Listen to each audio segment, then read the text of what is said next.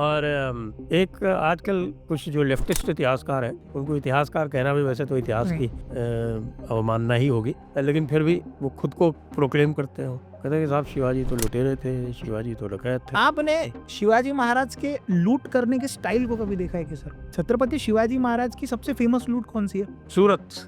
सूरत की लूट है, राइट। सूरत का नवाब कौन था?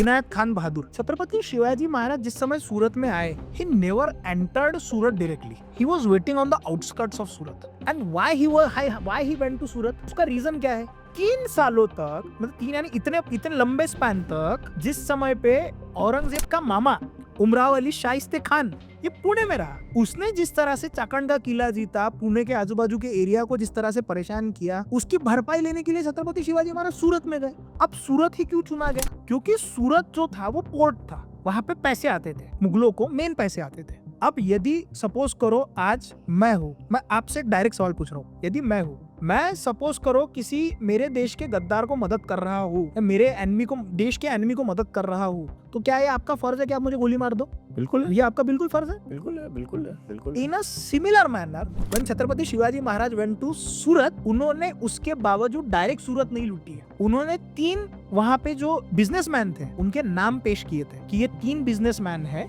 इन्होंने हमें इतना लूटा है, इनायत खान बहादुर से कहे इतने पैसे इन लोगों से लाके दे, अगर इतने पैसे वो मुझे लाके देगा तो मैं सूरत को छोड़ दूंगा।